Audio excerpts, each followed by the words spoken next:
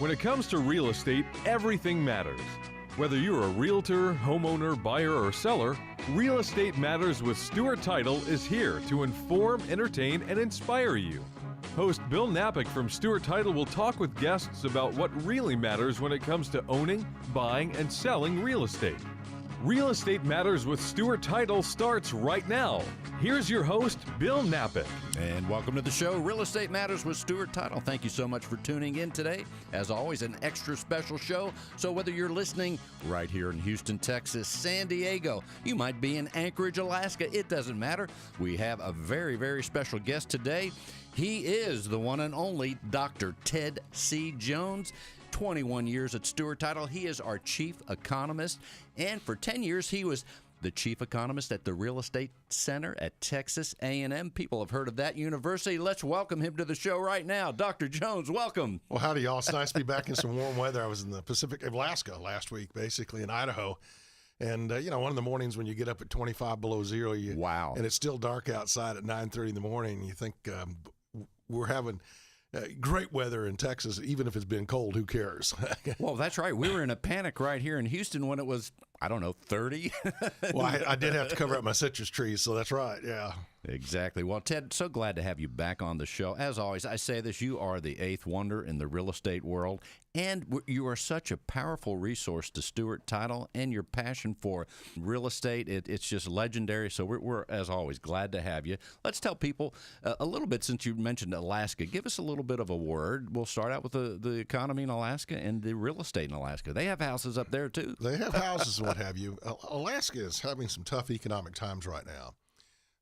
First of all, 100% of their state government funding comes from oil and gas revenues or government grants. And they have a governor today that's proposing to double the oil and gas tax from 3% to 7%. And so you look at the big major producers global, and they kind of wonder, why would we ever drill another well in Alaska? And to put it in perspective, in North America, we have right at 900 drilling rigs drilling today. There's just 5 of those in Alaska. When we built the original Alaskan pipeline, 2 million barrels a day went down that pipeline. We're down below 500,000 barrels a day, and it's starting to wax up and ice up somewhat. And if we continue to drop the amount of oil, of hot oil, because that oil comes out of the ground very hot, then we're gonna literally wax up that pipeline.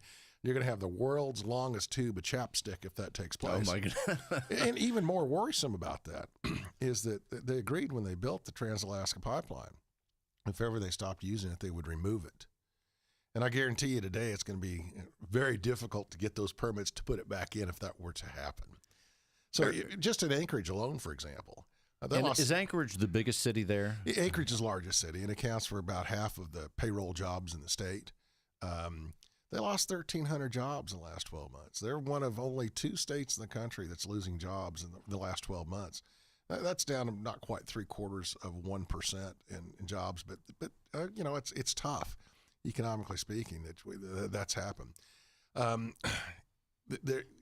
If you look at it, you have to have money to run a state government, because you got all the things that states have to do. And if you don't have any money coming in other than oil and gas taxes or federal grants, you're going to be laying off a lot of people. Well, it makes me think as a practical matter, if I'm in Alaska and I want to list my home for sale, I wonder what the average time is to sell a home in Alaska if you're in let's say a desirable area even. Yeah, well, again, it's all about location and price. And their prices are quite a bit more expensive than ours. Just imagine. I mean, how you got shipping costs. Just take a heater up there, those type things. Oh, and in Anchorage, you believe it or not, there are some summers in Fairbanks that you need air conditioning too. Well, and you'd think with all the oil they've had up here, they have cheap oil. Fairbanks, for example, has some of the more expensive gasoline I've seen the last couple of months when I've been traveling. How much was the gas up there, by the way, when you're filling up your rental car, assuming you had one? I do know this. When I was in Seattle on Monday night, it was in the mid $3 range, about $1 a gallon more than here. Nothing like California has, because they have really heavy taxes on their transportation network in California. Well, okay, let's bring things back home. It's always exciting to hear about other places, but let's look at the market perspective right here in Houston, Texas. Wow, we finished the first month of 2018. Let's tell people, what is the perspective right now from your point of view? So let's look at a little bit of history. You know, we go back to August. Hurricane Harvey hits, and Hurricane Harvey's damage was more from flooding than it was from windstorm impact. And we literally saw housing sales in August go down 24% year over year. And by the way, this happens in almost every major disaster, whether it's the fires in California or the fires and flooding in Oregon or Washington or Idaho or Montana or Wyoming that we saw, or the hurricanes in Florida and Texas that we saw this last year. First thing that happens is housing sales drop, and we see a very precipitous decline in employment. If you look at August and September in Houston, Texas, my recollection is we lost about 27,500 jobs that 60-day period. But then there's this other impact about all these disasters, and this is why I'm so bullish on this year, economically speaking, for the U.S., because we've had so many of these major type things across the country. Literally within the next 12 months, you're going to get billions of dollars of insurance money and billions of dollars of federal aid that's going to move into these markets. And you literally see these communities boom. A really good one, for example, and I'll just kind of take it back to one unique instance in a smaller town so we can measure it better. Look at Punta Gorda when Hurricane Charlie came in the mid-2000s. And we literally dropped about 6 or 7% of all the net jobs there. Housing sales plummeted just like they did in Houston. But in the next 12 months after that hurricane, Cape Coral, Fort Myers, which got impacted by the same hurricane, their housing sales in that 12 months were up 11.1% year over year. In the U.S., they were up 6.3%. So now I'm going to bring us back to Houston. Sure, we dropped 24% year over year in jobs, literally going between August of 2016 and August 2017. We had sold 3.5% more in September. I think it was 7.5% more in October. We ended up last year selling the most homes in the Houston MSA than any time in history. And I'll just, well, not even just the MSA, I'll call Fort Bend, Galveston, Harris, and Montgomery counties. And then, so highest home sales we've ever had. And what happens in any of these disasters, whether it's a hurricane or the flooding or earthquakes or whatever, some people that may not have got damaged at all say, I've had enough. I'm not sticking around for another one of these. They put their house up for sale. And in most parts of the United States, we're very short of listings. So all of a sudden, a listing comes on the marketplace you otherwise never would have gotten. And then you look at people that live and work here. They're going to remain here. Their business is here. Their family's here. They're committed. Their home was lost or damaged, and it may not be repaired for 1 to 3 years or rebuilt. And you have to get permits and everything else. You have to get builders lined up and what have you to come back in and redo this. So they go out and they buy another home. And then within the next 1 to 3 years, their previous home gets repaired. So they're going to sell one of those two, and then they bought the one because of the damage. That's two sales that otherwise never would have taken place. And we're seeing that all over the country. Boise, Idaho. Well, not only did they have real heavy floods and fires last year in the summertime, they also seem to be the landing spot for a lot of Californians exiting California because it is so inexpensive and affordable and beautiful to live in Boise. Their housing sales year over year were up 30%, 30.6%. In Boise, Idaho. In Boise, Idaho. And a beautiful place to live and work and what have you. But so you can see that these events have a major impact. Now let's talk about this. We're looking the whole Pacific Northwest and down the West Coast, and then we're going to isolate Texas, and then we're going to look at Florida.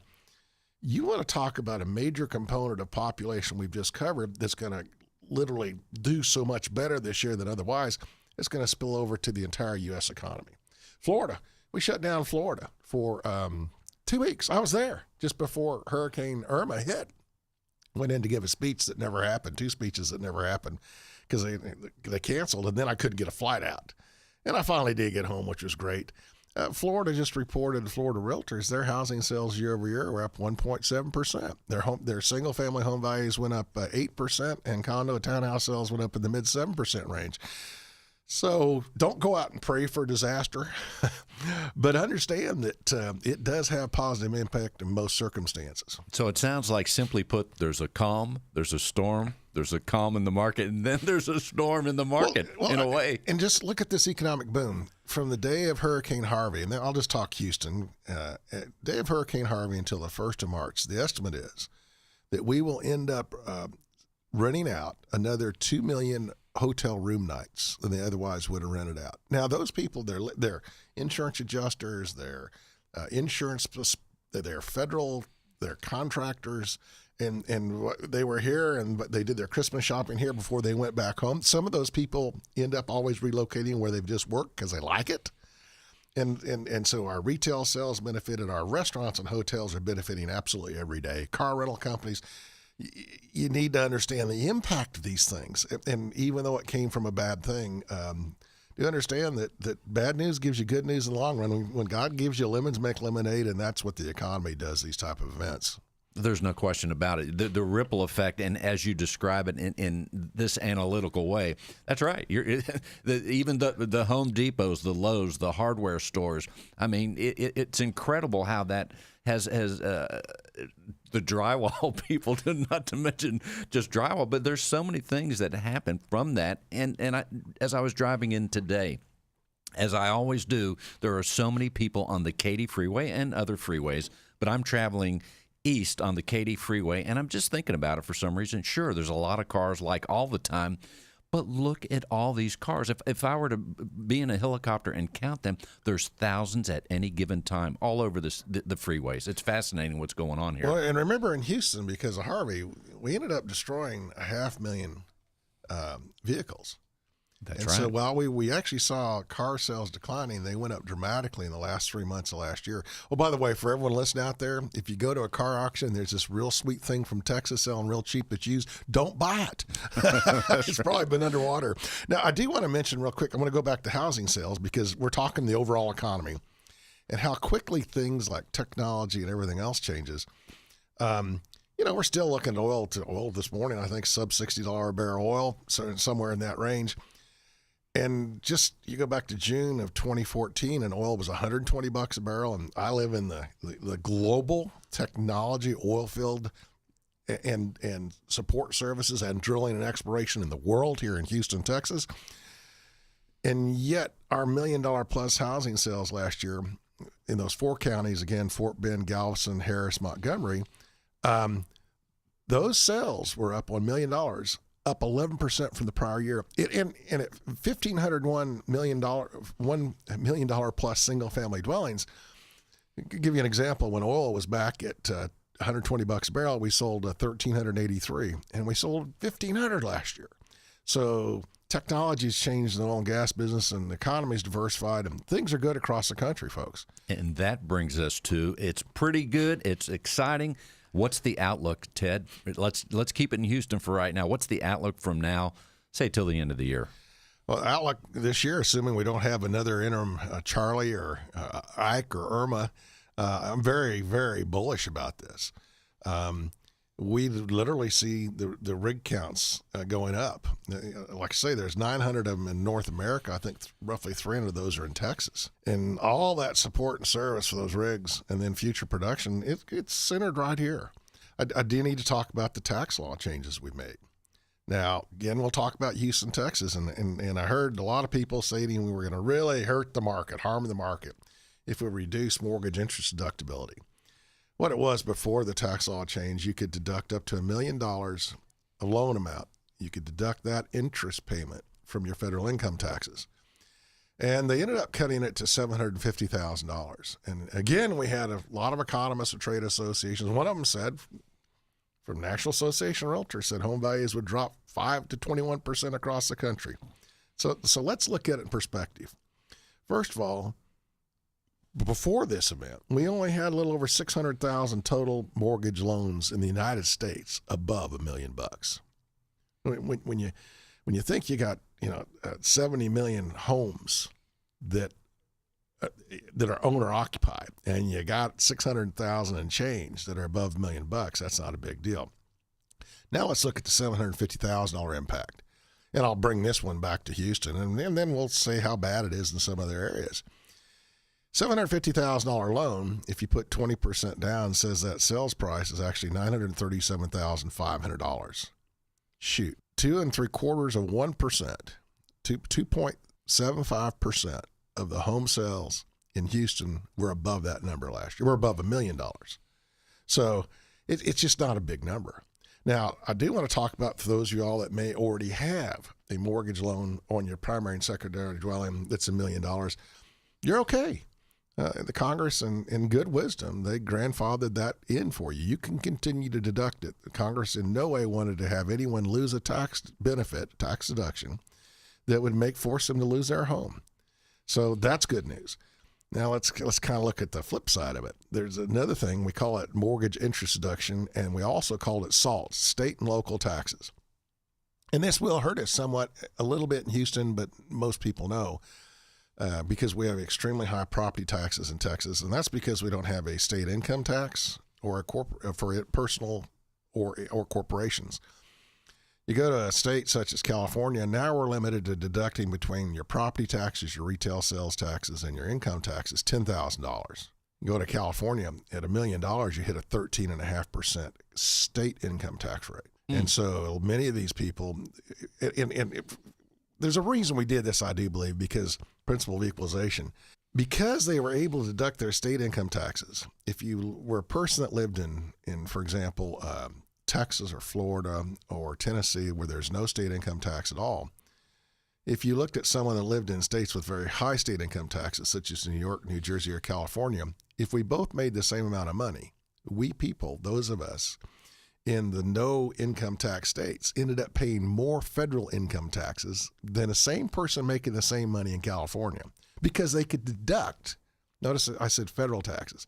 Yeah, they're going to pay more total taxes because they're paying the state taxes, but because they were to offset their federal income tax by deduct how much they paid in state income taxes, two of us making the same amount, they paid less. I don't think that's fair. That's not right. That's not right. The principle of equalization and property tax work, and it's a Supreme Court decision.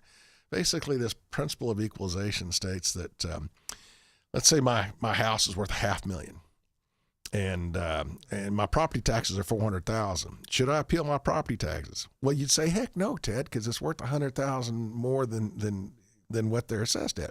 But what if your neighbors are assessed at $300,000 for the same house? The principle of equalization says we all have to have that same tax burden. And that's a federal principle. So basically, I think we were breaking the principle of equalization when we were allowing people to deduct state and local taxes. Very interesting. We are going to continue our conversation with Dr. Ted C. Jones, Chief Economist at Stewart Title. Stay with us. There's so much more.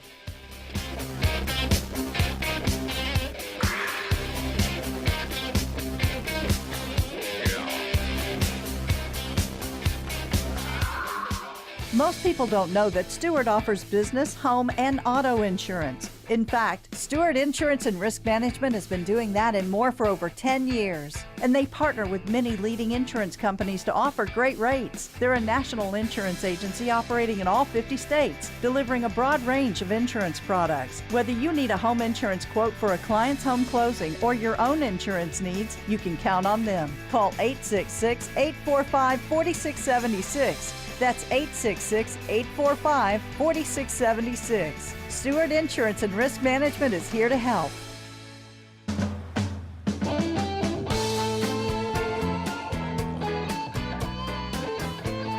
And welcome back to Real Estate Matters with Stewart Title. I am your host, Bill Knapik. We have the eighth wonder of the real estate world. He is known in some circles, especially this one, Dr. Ted C. Jones, Chief Economist of Stewart Title. Ted, let's tell people, you have such a following, but let's remind them as far as you have great blogs that come out at Stewart.com, and you're on Twitter all the time. Let's give them the coordinates on that before we continue. So if you want to read all the blogs from Stewart, and I'm about 90% of them are mine, just go to blog.stewart.com, no WW, blog.stewart.com, and you can read all these things. We have attorneys that are talking about digital closings coming up and CFPB in the past. Blockchain, I think Marvin Stone, our one of our experts on that, is heading into the blockchain territory real big because it's a hot topic with things like Bitcoin and what have you out there today. And then I also tweet, and I think I stuck out on any given week, I will do a little over 100 a month. And if you just go to Twitter, just do DRTCJ. DRTCJ. Dr. Ted C. Jones, DRTCJ, yeah. Super awesome. So now let's talk about hot price areas or the price ranges in Houston and some of the hot areas that are happening right now in the Houston area. So it's kind of intriguing that if you looked at our $1 million and up homes, this is single family. We'll get to townhouse condos in a minute. And again, this is going to be for Fort Bend, Galveston, Harris, and Montgomery counties. That's the majority of the population of the Houston metropolitan statistical area. It includes the Woodlands, Sugar Land, Katy. It's kind of all the big stuff that counts. Below $500,000, sales last year were up 2.1%. We actually did 62,502 of them. That's the most we've ever done. If you look at 500,000 to 69,999, so not quite 700,000. We sold 3,713. That's the most we sold in that price range in history. They're up 2.5% year over year. If we look at the 700,000 to right below $1 million, 999,999, so to speak, we sold 1,748. Year over year sales were up 18%, but we didn't sell quite as many as we sold in 2014. We were within 8 of what we sold in 2015. Now, $1 million and up, we talked about that earlier. Year over year, those sales on single family were up 11%. It's the most we've ever sold above $1 million. So now let's step on the next one and let's look at townhouse condo sales. Again, in those same counties. Below $500,000, they were off 1.5% year over year. But they were within like 250 of the all-time record. So I think it was more availability than it was necessarily. We just didn't have the demand for the product. In the $500,000 to 699,999, just below 700,000, those sales were up 21.3% for townhouse condos. At 256, we did sell 257 in 2015 and 279 in 2014, but they were up 700,000 to right below $1 million. No change year over year, and we were just I think 8 units shy of the all-time record in 2014. And we sold 13 million up townhouse condos last year, 12 the year before, 13 the year before. We did sell 20 in 2014, but remember at that time we had $120 barrel oil, and that made a lot of difference. So we're seeing, systemic across all price ranges, great demand in Houston, Texas. It's so awesome. Now let's take a look outside of Houston. Give us a word on, say, your perspective of the gigantic marketplace out there, and also how the perspective will be as the year moves on as far as hotspots, but around the country. It's so fascinating to hear the things that happen outside of the Texas borders. So I've always said this, that jobs are absolutely everything to real estate in the economy. I've joked. There's three jobs. But I've joked there's 3 kinds of people that can buy a home without a job. They have blue hair, gray hair, or no hair at all. I got gray hair, and we'll usually go in the last category. And they're retirees. Now, so I'm going to talk where jobs are hot. The hottest job growth in the country is in Nevada, 3.31% in the latest 12 months. Oregon, 2.66%. Utah, 2.61%. Texas, 2.53%. Florida, 2.51%. South Carolina, 2.25%. Washington, 2.08%, as is Idaho. California, their total employment's up 2.06%. Colorado, 2.03%. Georgia, 1.88%. Now, I will joke about these top 10.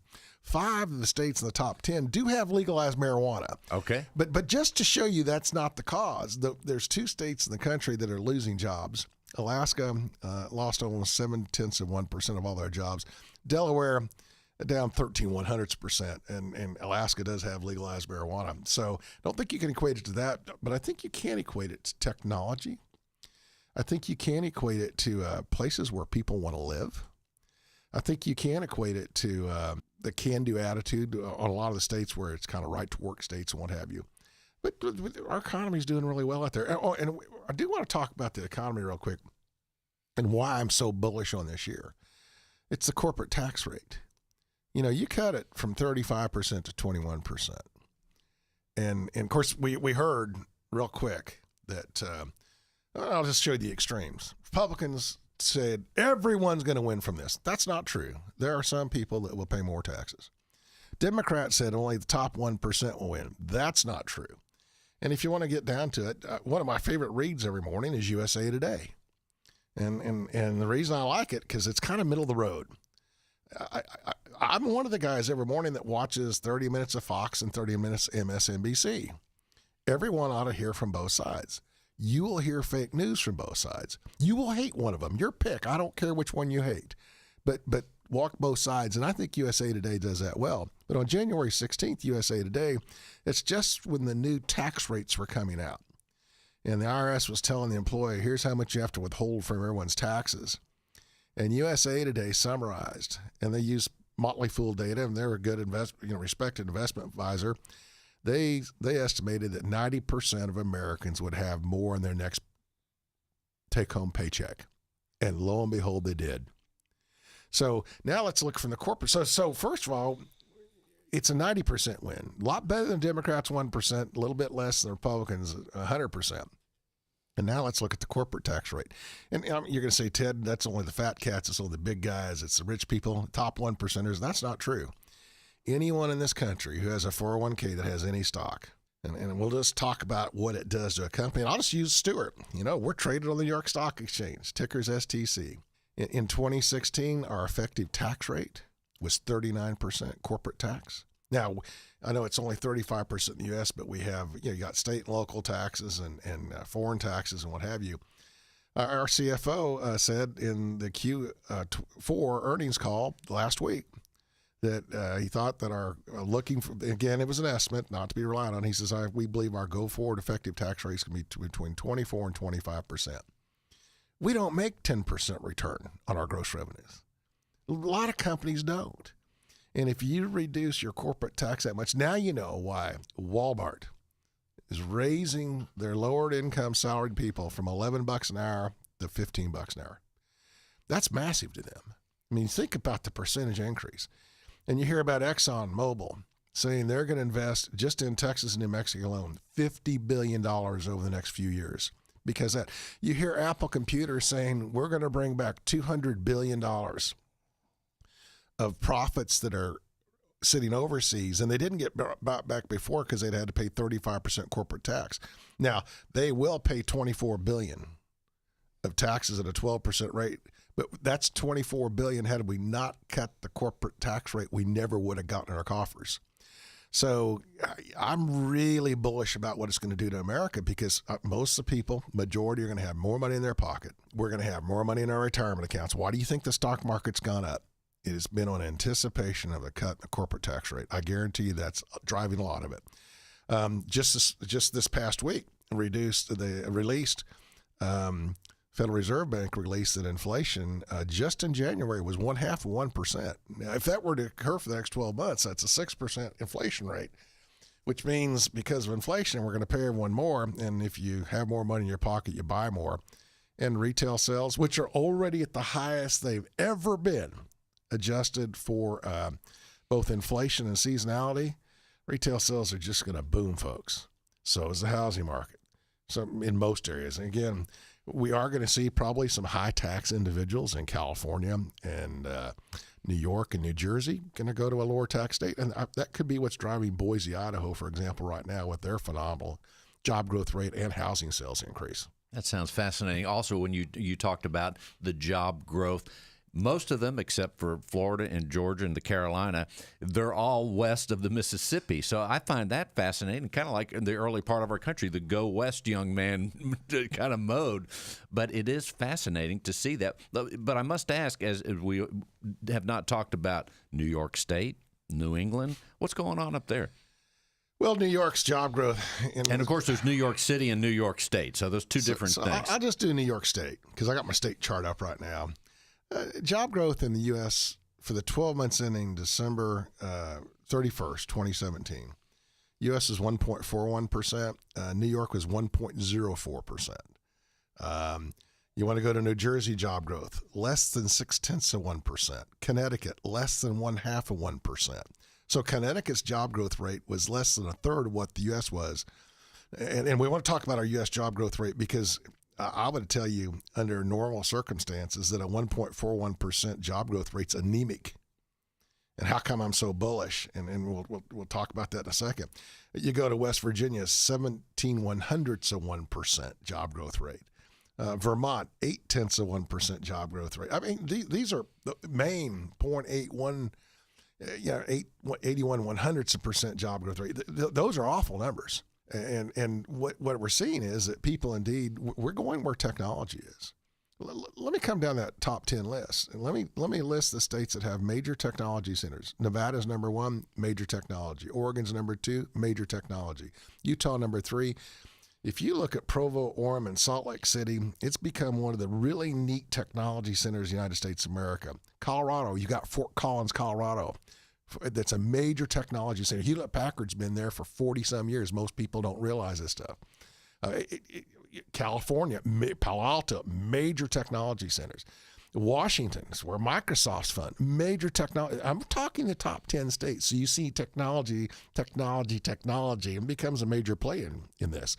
Even Boise, Idaho, major technology center. Texas, we have technology. We're kind of more diverse. We're less reliant. But you go to Austin, Texas, they'll hold their own with any other place in the entire country as far as being a technology center. And if you look at Palo Alto, California versus Austin, Texas is so much more affordable. Absolutely unbelievable. So we're going to see more and more business come this direction on that. And that's on my list. I just wrote it down. Austin, Texas, Dallas, and San Antonio. Give us a word on some of our neighbors. Embellish it a little bit more about the Austin. And that's such a great, unique city in Texas. It's fun to visit, and it's interesting that as people, I heard the statistic that there are 400 people, I don't know if it's right, 400 people per day moving into Texas or thereabouts. Forget Texas, just Austin, Texas. We'll do the latest 12 months that ended December 31st last year because we don't have January data from our metropolitan statistical areas yet. Austin added 27,500 net new jobs.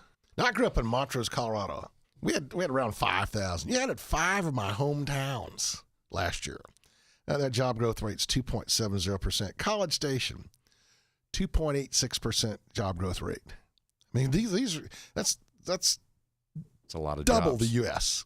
Double the U.S. You think about that. They added 3,300 jobs, and when you only have less than 120,000 jobs, 3,300 jobs is a lot. Dallas Fort Worth, they added 80,000 net new jobs in the last 12 months. Their job growth rate, 2.24%. Dallas Plano, 2.11%. El Paso, let me go a little bit more. And of course, we all think of El Paso as a border town. El Paso's not just a border town. It is a major distribution and support center. It is equal distance from Los Angeles and Houston, Texas. Drive it sometime and you'll get that. El Paso's job growth rate, 2.1%, 6,600 net new people. You wanted to get to San Antonio here real quick. San Antonio, 3.18% job growth. They added 32,700 net new jobs in the last 12 months. Do y'all get this yet? Midland, 3.11% job growth rate. Odessa, 1.58% job growth rate. Really, I call it internal, like when you give a tree a medicine. It's systemic. We're seeing systemic job growth in many, many states across this country. It's fascinating. And also when we come back right here to Houston, Texas, as we think of the Houston, our friends, the real estate brokers here, every time I talk to an individual or a leader from the respective companies, they're adding another branch in Katy, or they're putting another location in this place, in Cypress, everywhere else. There's so much growth and expansion of companies where the company exists, but they're also opening up new locations in the various areas right here. And we need to say that once again. During Hurricane Harvey, in August and September, we lost mid-27,000 jobs. We ended up the year over year, ahead 45,500. Guess what we'd have been had we not lost those jobs? And our job growth rate still topped the U.S., even though you lost the 27,000 and change jobs at 1.51%. So guys, we very neat time to live many places in this country because the economy is doing so well. A very exciting place. Also, let's remind people we're going to continue our conversation with Dr. Ted C. Jones, Stewart Title's Chief Economist. Let's tell them again the coordinates, Ted, so they can follow you on the top 10 list and the blog once again. So under Twitter, I'm DRTCJ, Dr. Ted C. Jones. And if you want to read not just my blog at Stewart, but all the blogs at Stewart, about 90% of them are mine, go to blog.stewart.com. No www, just blog.stewart.com, and you'll get there. Or just go to stewart.com and scroll down a page, and you'll find me there too. And we're going to continue our conversation. Stay with us. We're on Real Estate Matters with Stewart Title with Dr. Ted C. Jones and your host, Bill Knapik. Stay with us.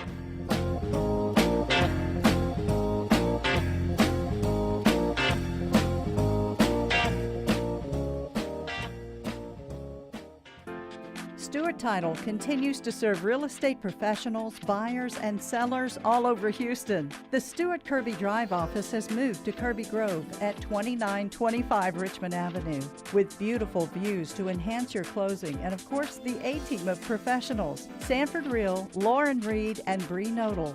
Located inside the 610 Loop, you can choose valet or covered self-parking. You'll enjoy your next closing at Stewart Title Kirby Grove. If you're a buyer or seller, tell your realtor you want to close your real estate transaction at Stewart Title Kirby Grove. Call 713-528-5007. That's 713-528-5007. Or go to stewart.com for more information. Sanford, Lauren, and Bree will welcome you to Stewart Title Kirby Grove and raise the standard of your real estate transaction. Stewart Title Kirby Grove.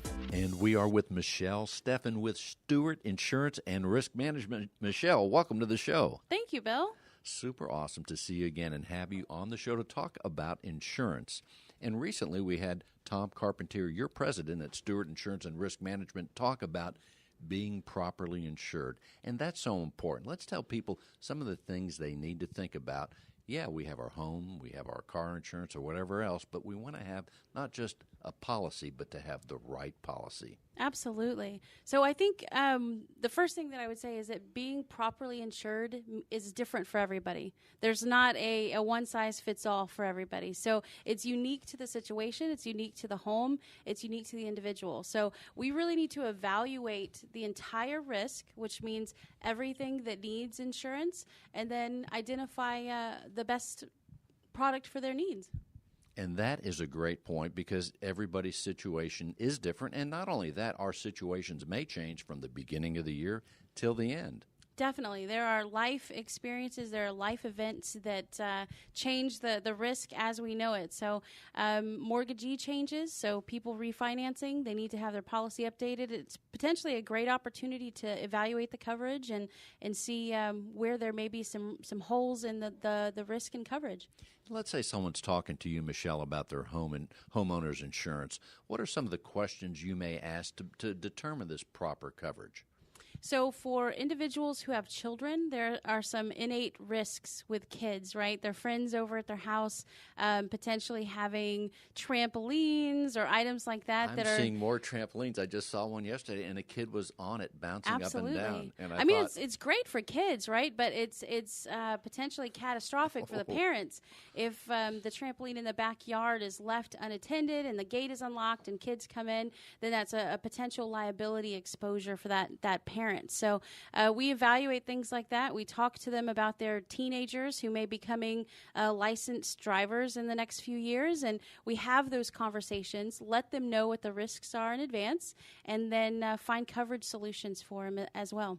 That's right. Everybody has. And then there are people that may have a watercraft. They may have a home that has even a dock, and they have a boat. So even then, yet another component of someone's profile of how they'll be served for insurance-wise. Definitely. Just like an auto insurance policy, watercraft policies have bodily injury limits that are included. So that's the owner of that watercraft's liability in the event that they're wrongful or they cause injury to someone else. So it's very, very similar to an auto policy, equally as important. Everybody would love to have proper insurance and products that are valuable at claim time. So we really aim to do that, identify the risk, and then find something that's going to be within their budget, obviously, but also provide them the extensive coverage they may need.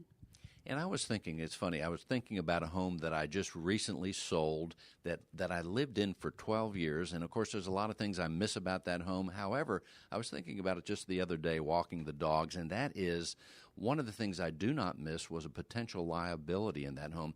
The home was a two-story home, but it had a very steep staircase.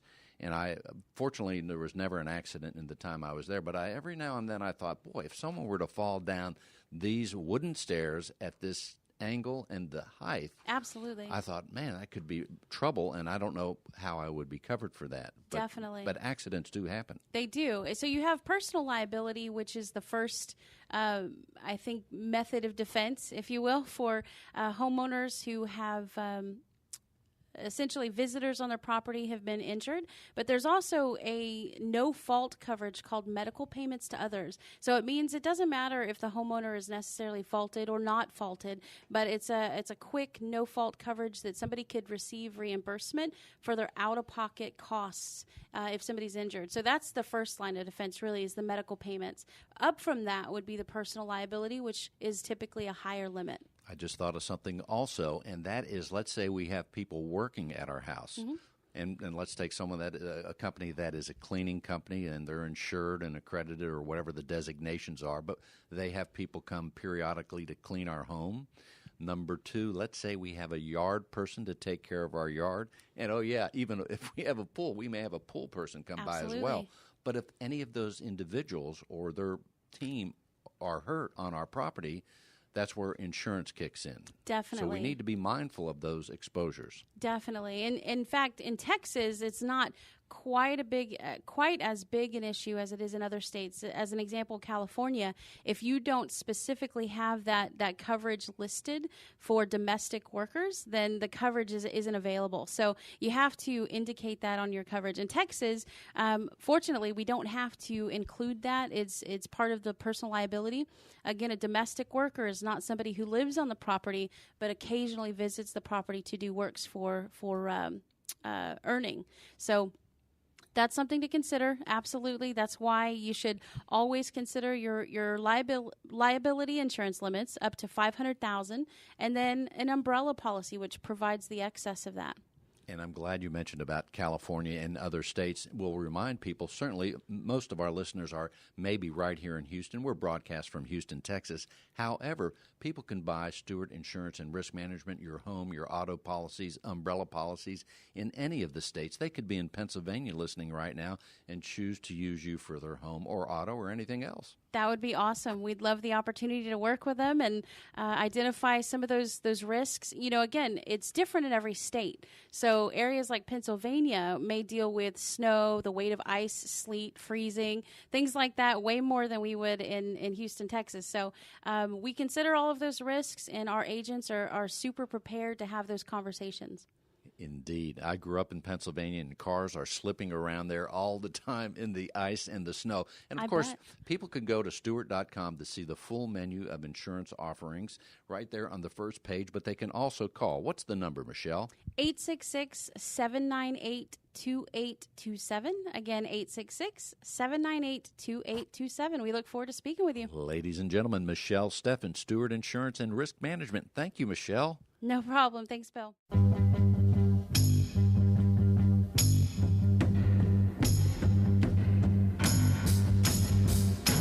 And welcome back. Real Estate Matters with Stewart Title. Your host, Bill Knapik.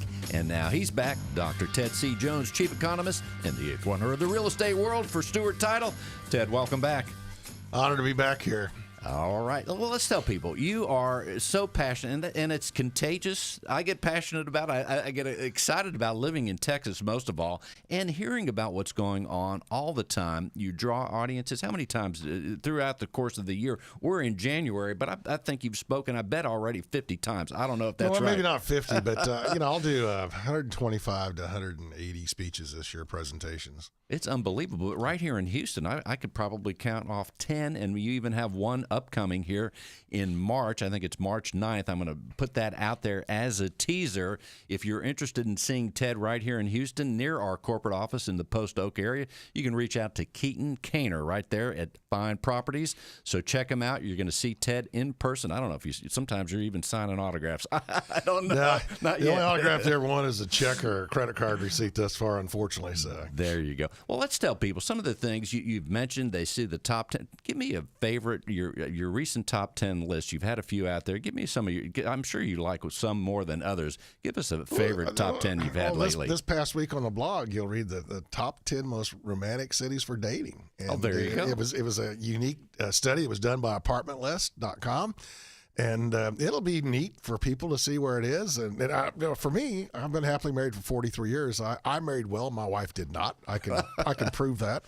But that's kind of unique. What I always love the top 10 about the economy. Top 10 highest paying jobs. I get a lot of questions from people saying, well, my son or daughter, or they're at college, or they're getting ready to go to college, or they're in high school, and what should they major in college? And I'll tell a lot of people, college isn't for everyone. I mean, you look at technology trades, tech trades, it's kind of unique. In Austin, Texas, we can actually tell you that some plumbers and electricians make more than some computer chip maker employees do at plants because there's such high demand for that skill set. So I look at jobs, the greatest demand growth, greatest growth, highest paying income, lowest stress, highest stress. Those are all my fun lists. I travel a lot, so any job that talks about traveling, I always kind of like to do that one. Travel a lot for my job. Like I said, this past week alone, Pacific Northwest, Fairbanks. Yeah, that's a long ways to go to Fairbanks. How many flights did it take to get to Fairbanks? Well, of course, I had stops in between. So I think on this one I did Houston, Dallas, and then after some other work, I did Dallas, Seattle. And then I ended up spending the night there because some other business meetings. And I did Seattle to Anchorage, did some work there. I did a day trip to Fairbanks up and back. Then another job. Then I spoke at the Alaska Land Title Association convention in Anchorage. Then I went back flew back into Seattle to get to Boise. I spoke for Stewart Title Boise on Monday of this past week. And then I flew back into Seattle and then flew home. So, yeah, that's less than 2 weeks of flying, but thank heavens we have some good air service out of Houston, Texas, out of both airports. Thank heavens. And of course, that makes people think about a lot of them that are here in Houston know Stewart Title. We have 30-some locations, started in Galveston, Texas, 125 years ago. However, a lot of people don't know we're around the United States. We're an international company, as you said earlier, traded on the stock exchange as STC. So tell us a word about the people in Alaska, a little bit about that. I've never met anybody. I've never been to Alaska. Well, this has been 19 years in a row since I've been working for Stewart. I go up there. I always say to these people in Alaska, and remember I used to live in New Zealand for almost 3 years, and I've done a lot of work in Australia. I always say to them, y'all need to understand this, that Texans, Alaskans, and Australians are a lot alike, except y'all have funny accents. And they laugh at that every time because they think the y'all is a funny accent. These are the Alaskans to me are much like Texans. They can do people. Don't tell me I can't do it because I can do anything I want to do it. This is a hardy group of people. Man, like I say, you land in Fairbanks at 25 below zero, and you think, you're not a lightweight if you're out there at 25 below zero. No, that's hardcore. It really is. But I think they're a lot like us, Texas and Australians and New Zealanders and Alaskans, because they just know how to roll up their sleeves and get things done. And I think that's why we like people. I think Boise, Idaho, the people in Idaho are the same this past week too. Very, very intriguing on those things. But so I do like traveling, but I sure am enjoying this above 30-degree weather we're having. Yeah, to me, I love the 50 to 65 to 70-degree zone. That's very exciting. And tell us again, you mentioned some of the things that you do to get information and that you like. What are some of the other resources that you use? Because there's so many that as you compile this information and do your speaking engagement, tell us some of the things you like. So you look at it, and as I mentioned earlier, I love USA Today, and by the way, I actually get that on my iPad through the USA Today app. It's a great read, and I usually just go. That's my first read of the morning. Is typically the money section in USA Today. I subscribe to WSJ.com and WallStreetJournal.com.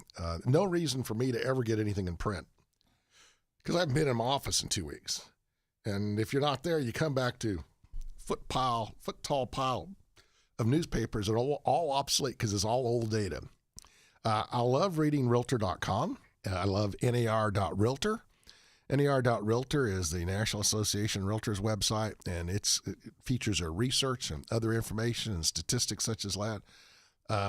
I I subscribe, and these are cost-free. The Housing Wire each morning I read when it becomes available, and the MBA has 2 daily pushes out in email form, and it kind of covers all the latest research out there. Enjoy that one too. I read Bloomberg Business Week. Starting to get, I think, more fake news than I want to have from it. We all have opinions, but don't make it the lead on the article. And then tell me what the data are and the backup data on that.